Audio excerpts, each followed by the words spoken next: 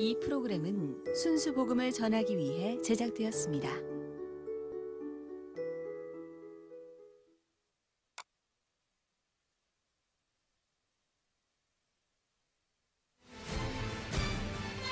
눈앞으로 다가온 퀴어 문화축제.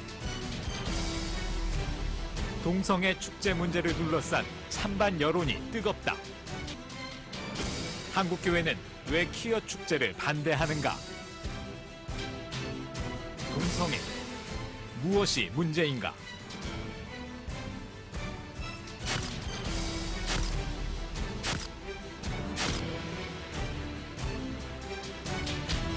(2015) 퀴어 문화축제, 한국교회의 과제를 논하다.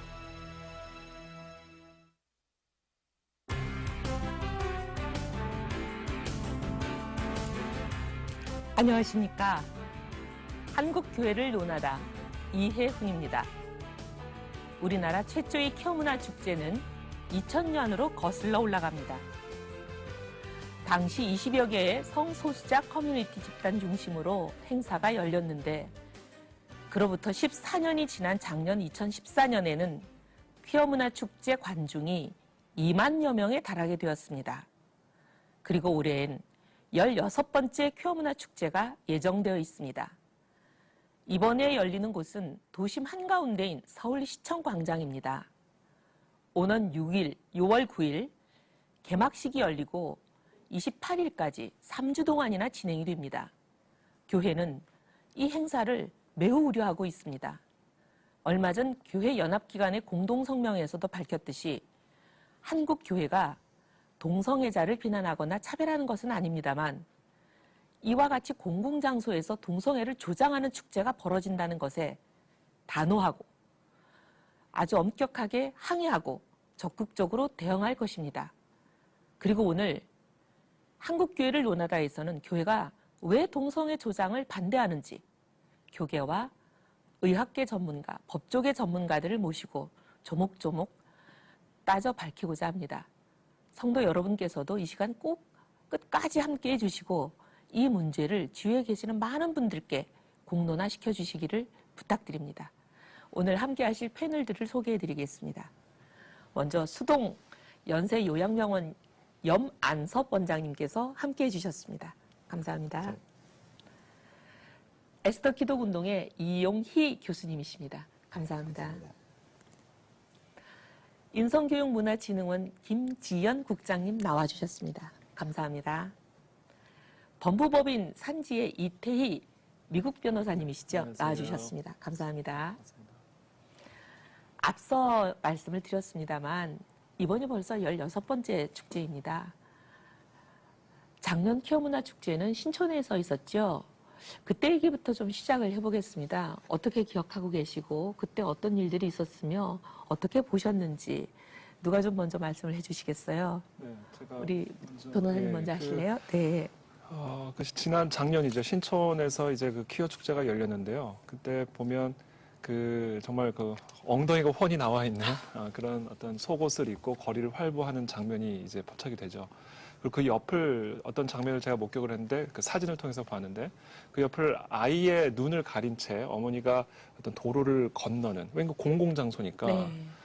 그런 어떤 모습들을 아이들에게 보여주지 않기 위해서 아이의 눈을 가리고 건너는 그런 장면을 제가 봤습니다. 오늘날 우리 사회에서 가장 남용되고 오용되는 단어 가운데 하나가 저는 인권이라고 생각을 합니다. 특정 계층이 자신들의 어떤 주장을 관철시키기 위해서 인권이라는 이름으로 포장을 해서 자신들의 주장이나 이득을 관철하는 경우죠. 대표적인 예가 저는 동성애자 인권이라고 생각을 하는데요. 동성애자들의 인권은 당연히 중요합니다. 근데 그들의 인권이 중요한 이유는 그들이 동성애자이기 때문이 아니라 그들이 존귀한 인간이기 때문에 그렇습니다.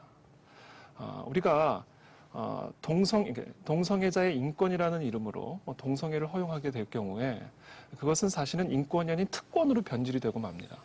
그래서 저는 사실 작년에 그 퀴어 축제 신촌 거리에서 정말 거의 반나체 수준의 속옷을 입고 거리를 활보하고 그 옆에 아이들의 눈을 가린 채 지나가는 학부모들의 모습을 보면서 그들이 요구하고 있는 것은 인간의 권리가 아니라 특권, 동성애자로서의 특권을 요구하고 있는 것이죠. 저 같은 사람이 만약 그런 속옷을 입고 거리를 활보한다면 저는 바로 체포가 될 겁니다. 근데 동성애자들의 경우는 그것이 축제라는 이름으로 지금 서울시청 광장 한복판에서 이루어지려고 하고 있거든요. 그러니까 이처럼 지금 인권이라는 단어가 아주 왜곡되게 오용되고 있다는 점을 저는 이번 퀴어 축제를 앞두고 다시 한번 좀 말씀을 드리고 싶습니다. 아니 근데 저도 사실 현장에는 없었지만 당시에 이제 보도된 사진들이나 이런 걸 보면 뭐 속옷이 아니라 아예 옷을 입지 않고 맞습니다. 예. 사실상 알몸이던데요. 알몸이죠, 거의. 예. 사실상 알몸으로 그렇게 거리를 수많은 사람이 활보를 하면 그 공연 음란죄도 그 처벌하는 우리나라 법들이 있지 않습니까? 당연히 있습니다. 다른 일반인들은 그렇게 알몸으로 거리를 활보하면 처벌이 되는데 처벌이 되죠. 오히려 이분들은 처벌이 안 되면 이건 오히려 역차별 아닌가요? 역차별이죠. 역차별이죠. 아, 네. 네. 혹시 또 네. 예. 저는 사실 이제 그날 현장에 있었습니다. 네. 이 동성애 축제가 이제 2000년부터 시작해서 작년까지가 15번째였는데 네. 그 전까지는 그냥 그냥 보던 뉴스나 그거 보고 그냥 넘어갔습니다. 네. 작년에는 왜 신촌 현장에 나갔는가?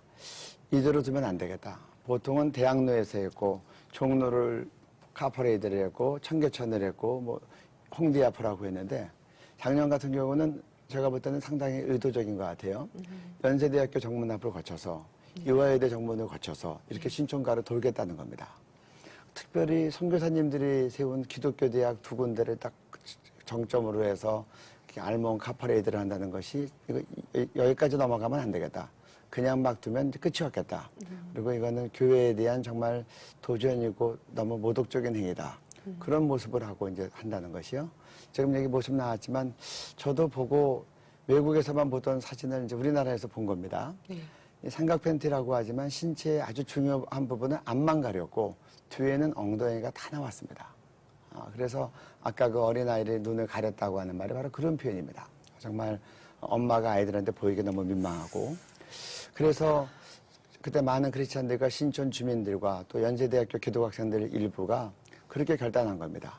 토요일 날 차 없는 거리인데 그 오픈카 퍼레이드를 하면서 그렇게 정말 삼각 팬티 앞만 가린 그 삼각 팬티 그것들 다 하고 성적인 많은 퍼포먼스를 이제 성적인 것을 연상시키는 퍼포먼스를 하면서 기독교 대학 앞을 통과하는 것을 또 신촌에 있는 많은 청소년들과 아이들이 보게 하는 것은 안 되겠다. 그래서 원래 신촌역에서부터 연세대학교 정문까지 들어오게 되어 있는데 그게 차 없는 거리였는데요. 많은 주민들과 성도님들이 모여서 연세대학교 그 정문 앞에서부터 한 뭐 몇천 명이 모여서 집회를 하니까 그 차도까지 꽉 차니까 이제 이 카퍼레이드 차가 못 들어온 겁니다. 그랬더니 오른쪽으로 바뀌어서 이제 기차역 신촌역 쪽으로 해서 2대 정문으로 가려고 했는데 그쪽으로 갈 때가 됐더니 또 많은 그 학부모들과 어른분들 또 많은 학생들도 같이 가가지고 그쪽으로 빠지는 그 길을 또 가서 막은 겁니다. 막았는데 작년 같은 경우는 상당히 이상할 정도로 경찰이 거기에 대해서 우호적이더라고요.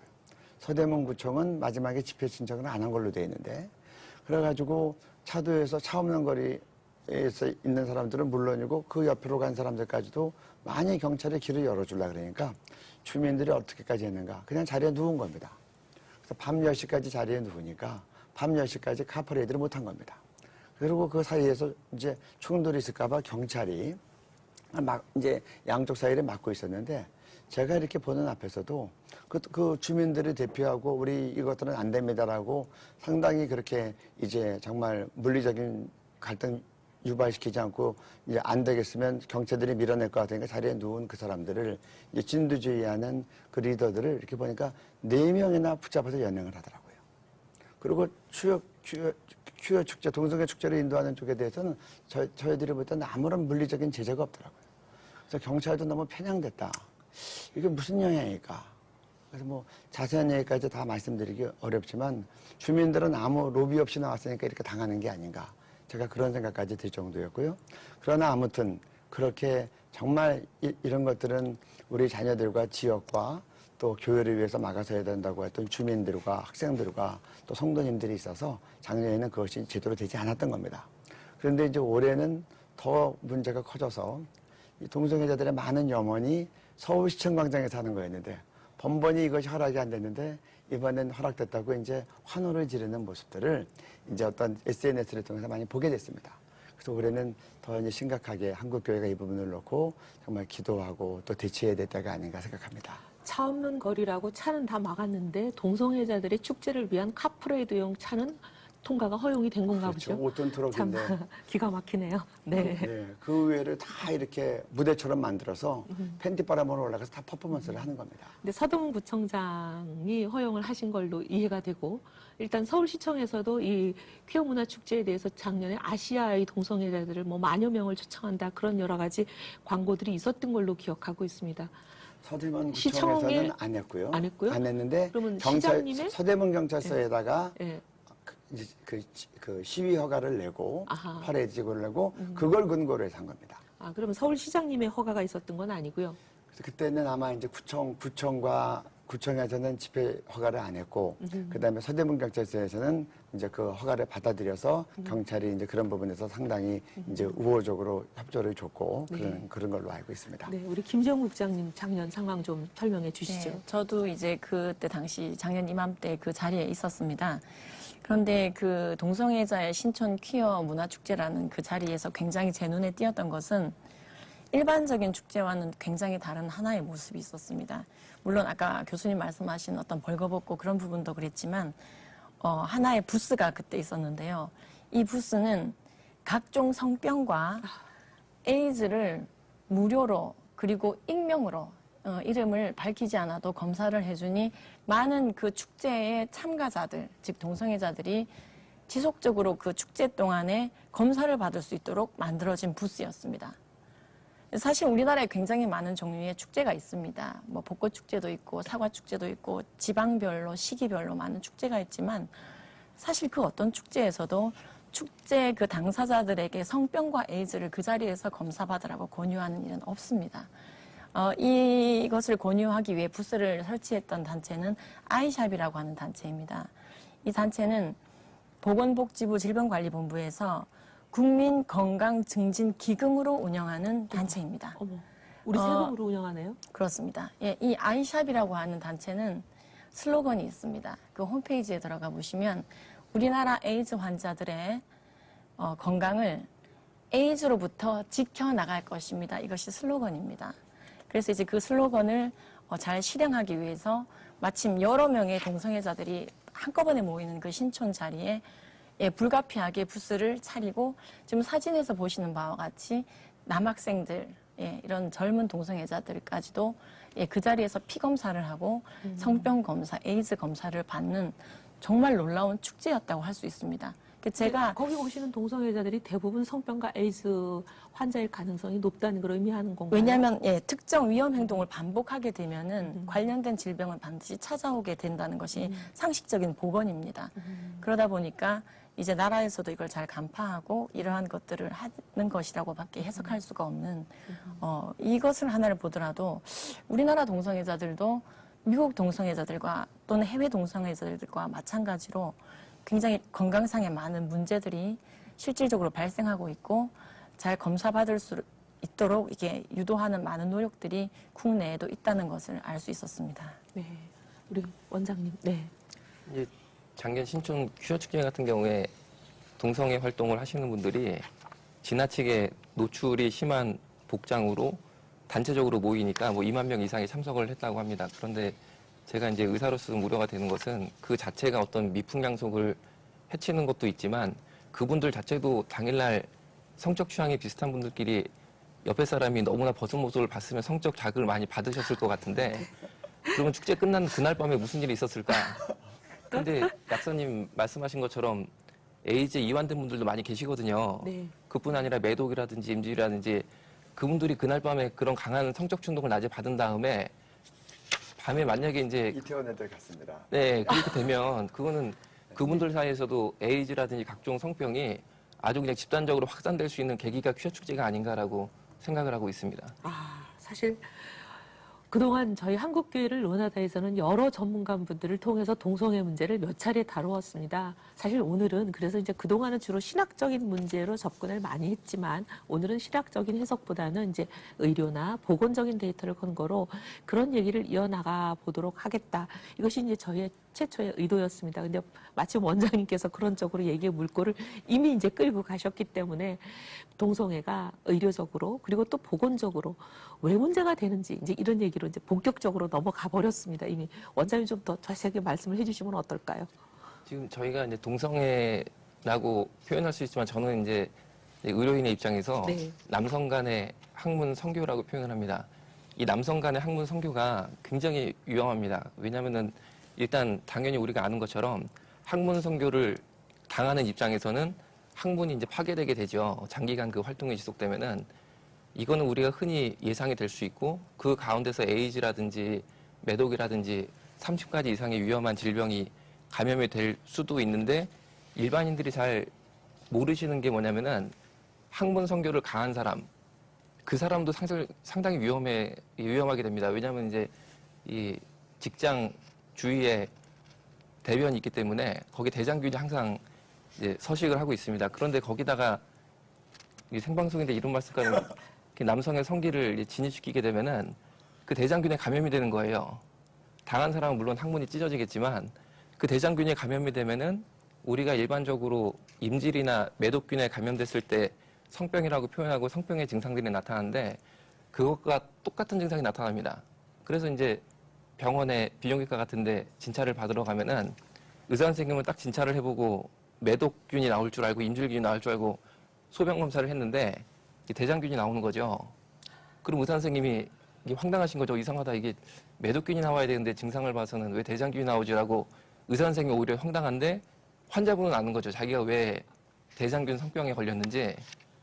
그런데 이제 이런 부분을 피하기 위해서 이 남성 간의 학문 성교를 하기 전에 관장을 꼭 하게 되는데 이게 이제 문제가 아까 퀴어 축제 얘기하신 것처럼 낮에 이제 너무나 지나친 성적 자극을 받아서 밤에 뭐 이태원을 가셨어요. 예를 들어서.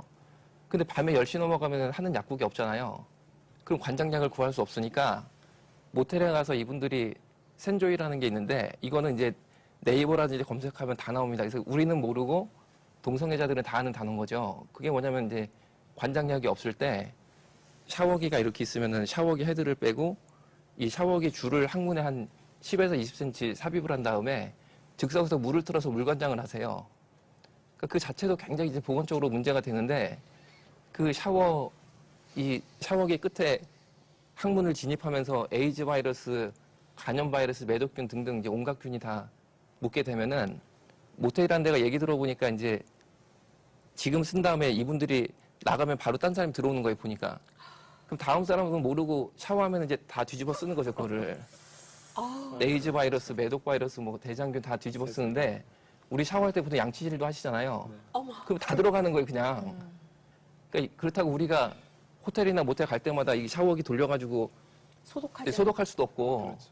그러니까 제가 볼 때는 이게 이게 이제 그분들 사이에서도 문제가 있지만 우리한테도 좀 생각할 부분이 있지 않을까 생각을 하고 있습니다. 우리 또 같은 어떻게 보면 전문가이시잖아요. 이런 보건의료 쪽에 우리 국장님도 이 정말 심각한 이게 정말 이제 심각합니다. 우리가 이제 예. 기독교인으로서 우리 몸을 그리스도가 계시는 성전이기 때문에 거룩하게 해야 된다는 그런 거 당연하지만 그 이외에도 일반 이 보건 의료상에서도 이 동성애가 얼마나 심각한 문제인지 좀 말씀을 해주시죠.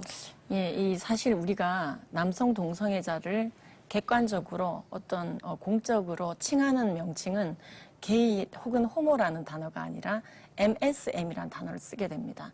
이것은 각 나라의 보건국이라든지 질병관리본부에서 게이라는 단어와 겸용해서 혼용해서 이 MSM이라는 단어를 쓰게 되는데 이 MSM이란 말은 Man who have sex with men, 남성과 성관계를 가진 남성이라고 행동 중심적으로 이미 보건적인 정의가 나와 있는 단어입니다.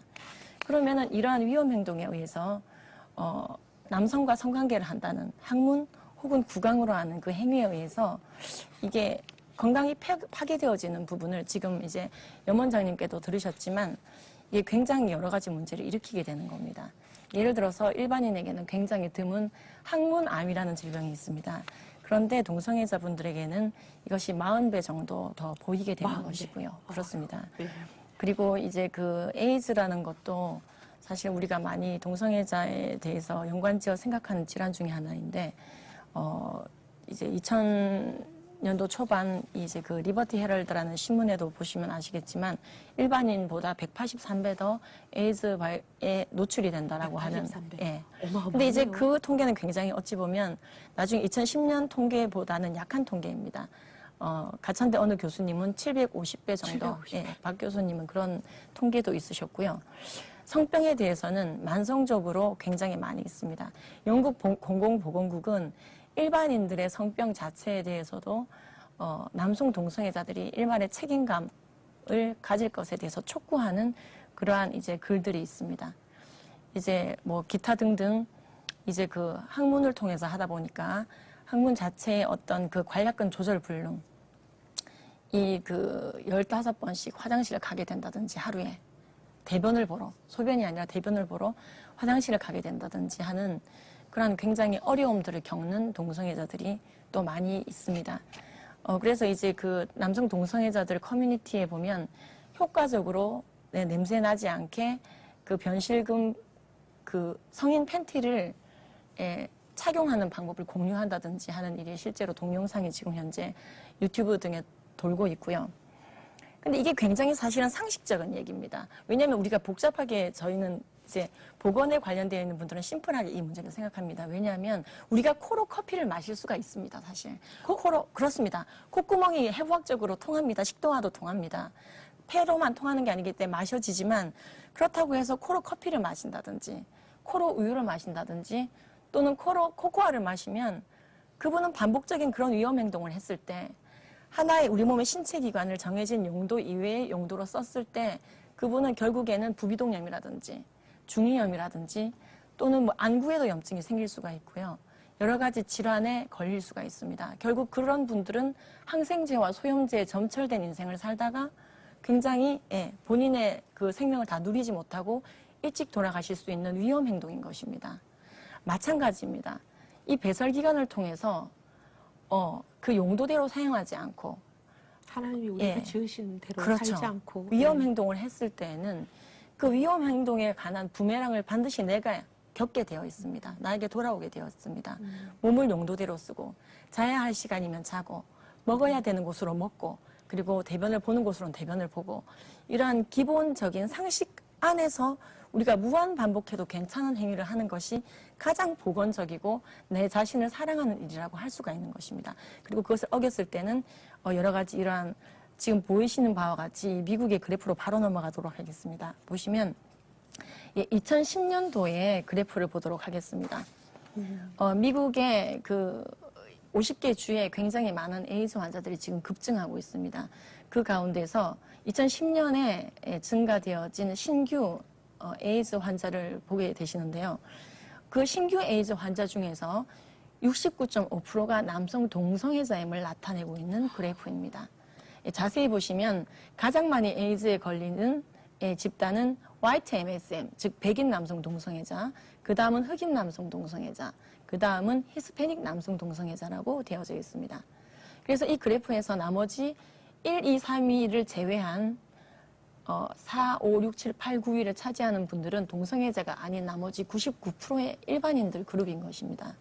그리고 더 깜짝 놀랄 만한 것은 미국에서 지금 엄청나게 청년, 청소년들이 에이즈에 걸리고 있습니다. 13세에서 24세가 에이즈에 걸릴 일이 무엇이 있을까요? 나라에서 조사를 한 겁니다. 미국 질병관리본부가 조사한 바에 의하면 미국 13세에서 24세에 에이즈에 걸린 너무나 이 똑같은 나이에 에이즈에 걸린 아이들 9,000명을 설문조사해 본 결과 그중에서 92.8, 90.8 이 그래프가 있는데요. 윗부분에 사실 2.1, 3.3이 또 따로 나와 있죠. 그 토탈 94.25. 청년, 청소년 에이즈 환자 중에서 94.25%는 동성애적 행위로 에이즈에 걸렸다고 설문조사 되어진 것입니다. 저렇게 어린아이들이 세상에 이 정도의 유관성을 보이는 특정 행위와 질병의 상관성을 보이는 질병은 없습니다. 굉장히 문제가 되어지고 있는 것이고 그러다 보니까 이제 그 마지막 자료에서 제가 준비한 것 중에서는 마지막 커트인데요. 자료에서 보시면 미국 질병관리본부는 아예 LGBT, 즉 레즈비언, 게이, 바이섹슈얼, 트랜스젠더 이 네 그룹의 건강을 위해서 따로 건강 코너가 있습니다. 그래서 거기를 로그인 없이 누구나 들어가 볼 수 있는데 거기서 보면 이 그룹, 동성애자 그룹들이 HIV, 즉 에이즈라든지 성병, 그리고 각종 간염이라든지 그 여러 가지 그 포진이 있습니다. 성기 포진이라는 게 또 있습니다. 잘 낫지 않고 완치제는 나와 있지 않은데 또 그리고 사마귀 질환이 있습니다. HPV라고 하는 우리가 흔히 곤지름이라고들 많이 알고 있는 엄청난 이 사마귀증 이러한 것들이 많이 발생되고 있으므로 적어도 1년에 한 번씩은 성병 검사나 기타 검사를 받으라고 강력히 권고하고 있는 코너를 따로 나라에서 운영하고 있을 정도로 굉장히 심각한 것을 우리가 알 수 있고 그것이 그러한 잘못된 성행위를 통한 열매임을 볼 수가 있는 것입니다.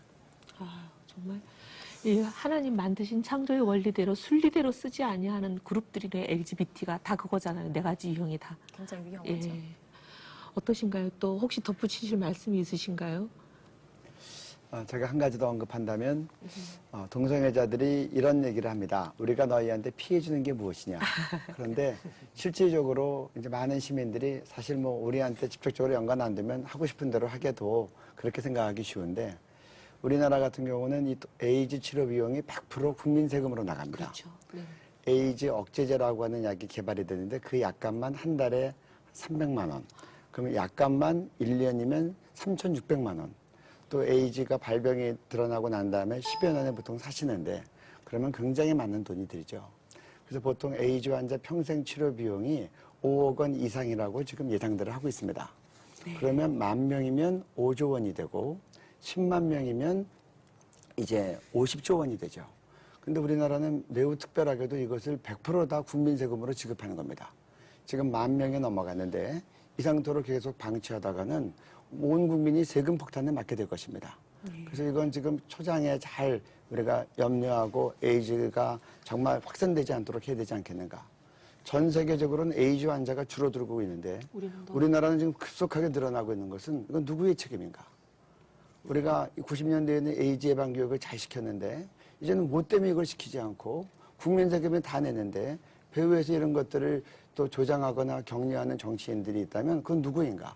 국민 앞에서 다 우리가 드러내고 밝혀야 되지 않겠는가 생각합니다. 정말 이제 말씀하신 대로 지금 국회에서는 동성애에 대해서 동성애를 차별하면은 안 된다. 차별하면은 처벌하겠다. 동성애를 오히려 어떻게 보면 차별을 금지한다는 얘기는 거꾸로 얘기하면 동성애를 조장할 수도 있는 그런 법들이 많이 올라와 있고 그런 쪽으로 가고 있습니다. 논란이 되고 있는 동성애 차별금지법 또는 이제 성소수자들의 성적 자기결정권의 논리를 내세우고 있는데 이런 부분에 대해서 좀 어떻게 생각하는지 논의를 이어갔으면 좋겠습니다. 이걸 어떻게 보시는지 우선 뭐 변호사님이 좀 말씀을 해주시겠어요? 네, 일단은 키워드가 성소수자라는 단어하고 그다음에 성적 자기결정권이라는 단어입니다. 이 성소수자라는 단어는 일종의 그들의 전략인데요. 민주주의 사회는 다수결의 원칙에 의해서 모든 의사결정이 이루어지기 때문에 언제나 다수자가 있고 소수자가 있기 마련입니다. 그래서 민주사회가 화합되고 정말 아름답게 발전을 하려면 다수자들이 소수자의 의견을 잘 또 이해하고 또 관용의 정신으로 함께 품는 정신이 매우 중요하죠. 근데 그렇기 때문에 특별히 동성애자분들은 어떤 그런 민주사회의 약점을 이용을 해서 자신들을 소수자라는 일반인들은, 그러니까 일반적인 이성애자들은 다수자고 자기 동성애자나 트랜스젠더는 소수자고 그렇기 때문에 다수자는 가해자고 우리는 피해자라는 일종의 프레임을 의도적으로 이렇게 확산을 시켜서 가만히 있어도 피해자가 되고 우리는 가만히 있어도 가해자가 되는 이런 어떤 일종의 패러다임을 만들어버린 거예요. 그래서 그들이 자신들을 굳이 성소수자, 성적 소수자라고 표현하는 이유는 바로 그와 같은 전략상의 용어 선택이라는 것을 우리가 첫 번째 이해할 필요가 있습니다. 두 번째 키워드가 이제 성적 자기 결정권이라는 건데요. 우리가 잘 알다시피 이제 우리나라 헌법에는 헌법 10조에 보면 모든 국민은 이제 행복을 추구할 권리를 가지고 있다 이렇게 되어 있습니다. 그걸 행복 추구권이라고 이야기를 하는데요. 행복 추구권에 있어서 가장 본질적인 것은 자기가 결정할 수 있는 권리입니다. 예를 들면 우리가 이제 중국집에 갔는데 목사님이 오늘은 다 짬뽕. 그럼 우리는 되게 불행합니다. 나는 오늘 아침부터 짜장면을 먹고 갈 생각을 했는데 우리의 내가 결정할 수 있는 권리가 박탈된 거예요. 네. 그렇기 때문에 행복 추구권에 있어서 가장 본질적이고 기본적인 것은 내가 결정할 수 있는 권리입니다. 이 자기 결정권 가운데 또 핵심이 바로 이제 이 성적 자기 결정권이라는 거예요. 내가 원하는 사람과 내가 원하는 때에 내가 원하는 장소에서 성관계를 가질 수 있는 이 권리가 바로 행복 추구권에 포함된다는 것이 오늘날 헌법의 판례고 법조계의 판례입니다. 그래서 그러한 판례를 기초로 이번에 간통죄도 지난 2월에 폐지된 거죠. 비록 유부남 유부녀일지라도 내가 원하는 사람과 그것이 누구든 관계를 가질 수 있는 것이 이제 국민의 기본권이 된 겁니다. 근데 제가 여기서 반드시 한 가지 짚고 넘어갈 부분은 우리나라 헌법에서 이 행복 추구권을 보장을 하고 있지만 그 권리는 무조건적인 권리가 아닙니다. 헌법 37조 2항에 보면 국민의 모든 자유와 권리가 행복 추구권을 포함하죠. 모든 자유와 권리는 국가 안전 보장, 질서 유지 또는 공공 복리를 위해 필요한 경우에 법률로서 제한을 할 수 있다 이렇게 이야기를 하고 있습니다. 그러니까 행복을 추구할 수 있는 권리가 주어지지만 예를 들면 동성애자들이 동성애를 할 수 있는 그런 권리가 헌법적으로 보장은 되지만 그것이 만약에 국가 안전 보장이나 질서 유지나 공공 복리에 필요한 경우에는 제한할 수 있도록 헌법적인 제한이 있단 말이에요. 그러면 지금 아까 우리 두 분께서 열심히 말씀하신 것처럼 이 동성애 문제는 엄청난 공공 복리와 질서 유지에 엄청난 피해를 가져다 줍니다. 그렇기 때문에 그 동성애를 제한하는 거 혹은 동성 결혼을 막는 거 혹은 이런 서울시청 앞에서 이런 동성 퀴어 축제 퍼레이드를 벌이는 것을 제한하는 것은 여러 공공 질서나 공공 복리를 위해서 국가적으로 헌법적으로 제한하는 것이 마땅하다, 당연하다라는 것이죠. 근데 그것을 제한하는 것을 이제 차별이라고 이 사람들은 주장을 하는 거죠. 차별이라고 얘기하는 것이고 그와 같은 제한을 금지하기 위해서 차별금지 법안이 필요하다. 이제 이렇게 주장을 하는 겁니다. 그래서 제가 요 한 가지만 말씀을 드리고 이제 제 발언을 마무리 짓겠는데요. 영국 같은 경우 이제 Equality Act라고 해서 이제 평등법이라는 것이 이제 이미 발효가 됐죠. 사실 이제 차별금지 법안의 롤 모델이 되는 법안입니다. 그래서 영국에서 이 Equality Act가 통과된 이후에 어떤 일들이 일어나기 시작을 하냐면 동성 결혼을 반대할 때 면직 처리가 되고 또 노상에서 전도를 할 때 체포가 되고 그러니까 결국 이 차별금지라는 이름으로 동성애를 반대할 수 있는 자유가 역차별당하는 것이고 종교에 대한 차별금지라는 이유로 그리스도의 복음을 증거하는 것이 금지되어지는 역차별을 결국 저희가 당하게 되는 것이죠. 그래서 결국 아까 우리 의원님께서도 잠깐 말씀하셨지만 차별금지라는 이름으로 결국 우리들의 대다수의 국민들의 권리가 차별을 받는 역차별 법안이다. 저는 그렇게 생각을 합니다. 사실 근데 지금 이제 이름은 동성애자를 차별하지 말라 이렇게 이름 이제 말씀하신 대로 차별금지가 결국은 이제 조장까지를 어떻게 보면 의미하고 그렇게 의도하려는 게 있는 것 같고요. 네. 근데 이제 단순히 동성애자만이 아니라 이게 이제 많은 사람들이 동성애자 그러면은 이제 남성과 남성, 여성과 여성, 이렇게 아름다운 그림을 많이 생각하잖아요. 그동안 많이 영화를 통해서, 드라마를 통해서 그렇게 많이 이미지 씌워졌으니까. 근데 실제로는 이게 어떻게 보면 사람과 동물, 또 넘어서서 그렇습니다. 더 우리가 생각하지 못하는 상상을 초월하는 끔찍한 경우가 많지 맞습니다. 않나요? 그러니까 만약에 동성 결혼이 허용이 된다면 차별금지라는 이름으로 동성애가 허용이 된다면 수간 행위를 막을 수 있는 명분이 사라지죠. 그러니까 실제로 네덜란드 같은 경우는 세계 최초로 이제 동성 결혼이 합법화됐는데 동성 결혼이 합법화되면서 일부 다처제 또는 일처 다부제를 막을 수 있는 논리적 근거가 사라지는 거예요. 동성 결혼은 되는데 일처 다부제는 왜 안 돼? 그래서 심지어 지금 서구 사회에서는 동물과의 결혼도 허용해야 된다는 주장이 나오고 있습니다. 그 주장의 논거는 아주 단순해요. 동성 결혼은 허용하면서 왜 동물과의 결혼은 차별하는가입니다. 그러니까 이게 그러니까 기본적인 이 모럴 베이스가 무너지게 되면 결혼을 정의하는 기본적인 이 제한이 무너지게 되면 모든 것이 허용되어지는 차별금지라는 이름으로 모든 것이 허용되어지는 한마디로 무질서한 사회가 될 수밖에 없다. 결국 그렇게 되면 그 결과는 저와 여러분들이 고스란히 지불해야 되는 것입니다. 얼마 전에 보니까 어떤 강아지와 결혼을 허용해달라고 아주 그렇습니다. 그냥 야단을 하는 그런 보도도 본 것 네네. 같아요. 네네. 참 기가 막힌 그런 상황입니다. 우리 한국교회가 정말 깨어서 기도할 수밖에 없는 그런 상황이네요. 그럼 저희가 이제 좀 이 걱정이 되는, 다들 걱정을 많이 하고 정말 하나님 앞에 기도할 수밖에 없다는 것을 저희가 공감했으니 지금 어떤 대책을 한국교회가 마련을 해야 될 것인지 가장 중요한 부분은 대책 마련 아닌가 합니다. 이 동성애 문제에 대한 우리 교회, 기독교 차원의 또 성도 차원의 대책이 현재는 적절한지 또 앞으로는 어떤 대책을 만들어야 하겠다고 보시는지 이런 부분으로 좀 논의를 전환해 보겠습니다. 저는 지금 이제 우리 선진국 사례들을 많이 봤습니다. 지난 3월 달에 안드레아 윌리엄스라고 하는 네, 영국 변호사가 오셔서 아주 절규하듯이 한국 교회와 성도들에게 외쳤습니다. 우리 영국 교회는 무관심하고 영국 교회가 했던 거는 단순히 그냥 간단한 서명 정도였고 그래서 우리는 무너졌다. 그리고 이렇게 무너지고 난 다음에 영국 교회는 이렇게 지금 핍박을 당하고 있고 또 성경을 있는 그대로 믿고 주장하는 사람들이 이제 형사처벌을 받는 그런 상황이 됐다. 그러면서 부디 한국 교회는 무너지지 말고 살아남고 이겨달라. 그래서 우리들에게 위로와 격려와 소망이 돼달라. 그리고 마지막에 이런 얘기를 하더라고요. 옛날에는 우리가 너희한테 선교사를 보내는데 이제는 너희가 우리한테 선교사를 보내달라. 그래서 우리가 정말 국제적인 연대를 만들어야 되겠다. 그런 생각도 했습니다. 첫째는 민주주의 사회에서는 침묵하는 다수는 카운트되지 않습니다. 민주주의 사회라는 우리가 이런 그 프레임 속에서 우리가 살고 있으니까 여기서 우리가 빛과 소금 된다는 것이 무엇인가? 여기서는 이야기해야 됩니다. 뭐 다들 우리가 경험하지만 소리치는 소수가 나라를 끌고 갈 때가 많습니다. 그래서 그 올바른 말이라고 생각이 되면 어떠한 대가를 치르더라도 우리가 말하고 게시판에 글로 쓰고 어떤 때는 서울시에다 전화해서 시민의 한 사람으로서 의견을 내고 항의를 하고 하고 또 서울시청 광장을 사용한다 그러면 나는 시민의 한 사람으로서 내가 낸 시민이 그런데 사용되는 걸 원치 않습니다라고 이야기해야 됩니다. 실제로 서울시 예산으로 이것이 지원한 겁니다. 그리고 서울문화재단이라는 이름으로 서울시가 운영하는 그 재단에서 계속해서 이것을 후원하고 있는 겁니다.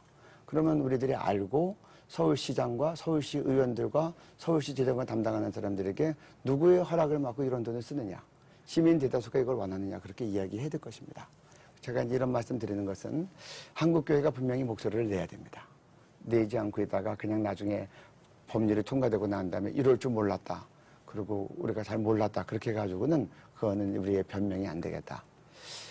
제가 이제 동성애 차별금지법을 쭉 하나님 은혜 가운데 우리가 잘 막아봤지만 최근에 참 고무적인 것은 이제 한국 이 연합기관들이 일어서기 시작한 겁니다. 그래서 이번에 뭐 한교연, 한기총 그런 그 연합기관 회장님들이 공동으로 기자회견했는데 참 잘한 것이다. 또 이번에 6월 9일 날 동성애자 축제 개막식이 이제 저녁 6시부터 밤 11시까지 서울시청 광장에서 있는데 그것에 대해서 함께 한국교회가 우리는 이것을 원하지 않는다고 하는 이런 집회들을 여러 가지 모습으로 하는 거 참 잘하는 것이다. 그래서 민주주의 사회는 결국 표결로 결정되는데 의사표현을 하는 다수가 이 한국교회와 한국사회를 잘 이끌어가야 된다고 생각하고요. 그래서 표현해야 된다. 그리고 합법적으로 그러나 국민의 한 사람으로서 분명히 이야기해야 된다. 저는 또 그렇게 생각합니다. 성도들만 반대한다라고 하면 안 됩니다.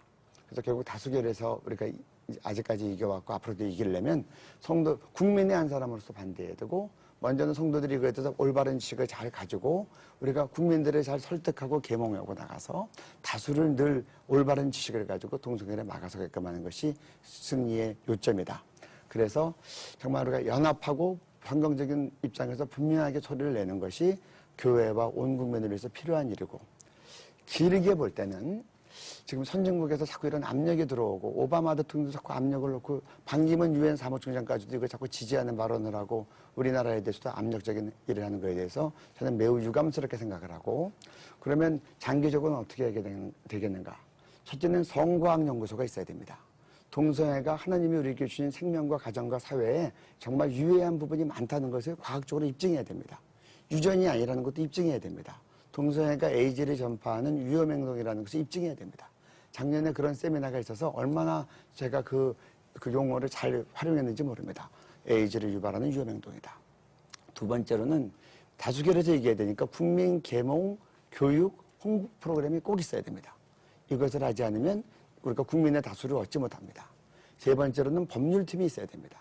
민주주의 사회의 마지막 결정은 대법원과 우리나라 같으면 헌법재판소에서 열리게 됩니다. 그래서 법률적으로 정말 합당하게 지금 우리 변호사님 말씀하신 것처럼 차별금지법은 역차별이고 공익을 어렵게 한다. 네 번째로는 동성애 치유 프로그램이 있어야 됩니다. 우리나라 성도들 가운데서 동성애 때문에 고민하는 분들이 계신데 동성애자들이 안 된다고만 할 게 아니라 자기가 탈동성애를 원할 때 그들을 치유할 수 있어야 되고 마지막으로는 언론, 미디어, SNS, 인터넷 사역이 필요합니다. 결국 언론에 의해서 여론몰이가 되는데 한국교회가 정말 이 언론과 이 미디어가 하나님이 기뻐하시는 올바른 방향으로 가도록 역할을 해야 된다고 생각합니다. 이런 것들을 아우를 수 있는 것들을 한국교회가 잘 장기적으로 준비해 나갈 때 선진국들이 많이 무너질 때 우리가 정말 동성애가 합법화되지 않는 전 세계를 선도하는 그런 성결의 열방의 빛이 되겠다. 그렇게 생각합니다.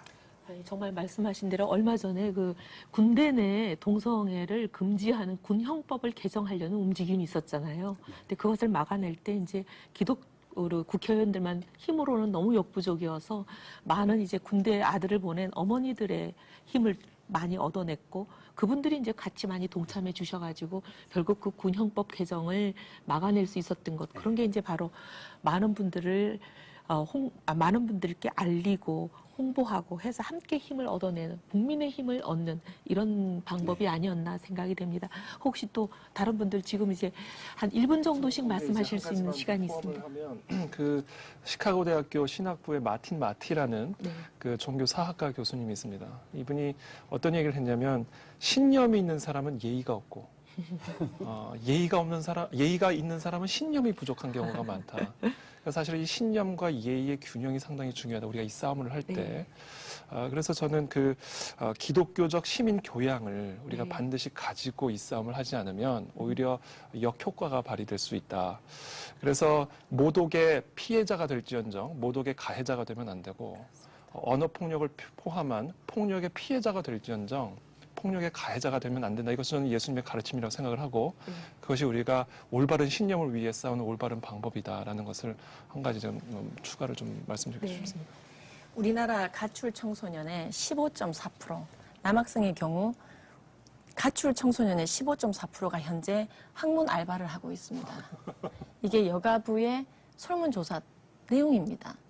그래서 남학생들이 이러한 바텀 알바, 소위 바텀 알바를 하게 되는 이러한 상황 가운데에서 우리나라는 지금 우리나라 전체 국민 중에서 10,000명 이상이 이제 에이즈에 걸려있는 에이즈 위험 국가의 시대를 살아가고 있습니다. 예, 그래서 우리가 다시 이것을 1999년도처럼 교과서에 동성애가 에이즈의 원인인 것에 대해서 다시 실어주시고 보건당국 역시 동성애가 에이즈의 원인인 것에 대해서 명확하게 얘기해 주시는 미국이나 일본처럼 그렇게 명확하게 얘기해 주시는 자세가 있다면 많이 에이즈를 그리고 성병을 억제할 수 있는 좋은 통로가 될 것으로 기대합니다. 6월 9일부터 2만 명 이상이 참석하는 동성애자들의 어떤 모임이 형성이 되시면 지금 메르스 바이러스가 사회적으로 큰 문제인데 굉장히 변이가 일어날 확률이 높습니다. 왜냐하면은 그 중에 상당수들은 이제 에이즈 감염인들이 아마 참석을 하실 거고요. 에이즈 바이러스를 체내에 지니고 있는데 메르스 바이러스가 감염이 되는 거죠. 그 두 가지 바이러스가 체내에서 이제 작용을 일으킬 수가 있고 또 하나는 이제 그동안 의학 역사적으로 보면은 바이러스의 대변이가 생기면 끝입니다. 그거는 뭐 더 이상 통제가 안 되는데 대변이가 생기고 뭐 1,000만 명, 2,000만 명 죽은 큰 사건들이 있었는데 그런 경우는 대부분 면역이 저하된 집단에서 대변이가 발생을 했는데 2만 명 중에 상당수가 에이즈 환우분들이 오시면 다들 이제 면역 저하자에다가 이미 에이즈 바이러스가 있는 분들이 집단적으로 모이는데 메르스 감염인이 우연하게 거기 갔다가 그게 만약에 전파가 되면은 제 생각에는 전 세계적으로 그 대변이가 일어날 수 있는 굉장히 좋은 숙주가 어떤 분위기 환경이 될 거라고 생각이 되고 만약 거기서 메르스 바이러스의 대변이가 생기면은 한국 때문에 전 세계가 망하는 거죠 이제. 정말 이건 우리가 보건적으로 잘 판단을 해서 과연 이런 시기에 6월 9일날 그렇게 10,000명, 20,000명이 모이는 면역 저하된 분들이 모이는 모임을 강행을 해야 되는 건지 보건적인 고민이 필요할 것 같습니다. 어제 서울시장이 분명히 긴급 기자회견을 하셨습니다. 이 메르스에 대해서 정말 최선을 다하고 본인이 직접 나서서 챙기겠다고 하셨는데 정말 이런 상황에서 그 최고의 위험군인 에이즈 한우군들을 이렇게 대규모 집단적으로 모이게 하는 집회를 강행하는 것이 정말 이 국민의 보건을 책임지시겠다고 말씀하시는 시장으로서 하셔야 될 일인지 정말 깊이 숙고하셔야 될 때가 아닌가 그런 생각이 듭니다. 이제 이 얘기를 마무리해야 될 시점이 되었습니다. 진정한 인권, 진정한 사랑은 무엇이며 진정한 책임은 무엇인지 오늘 이 시간을 통해 다시 한번 생각하게 됩니다. 마지막으로 우리의 몸은 하나님의 성전과 그리스도가 계시는 곳입니다. 그 말씀을 늘 잊지 않았으면 합니다. 우리 스스로를 위한 그리고 그들을 위한 성도 여러분들의 관심과 기도 정말 간절히 부탁을 드립니다. 한국교회를 논하다 이것으로 마치겠습니다. 감사합니다.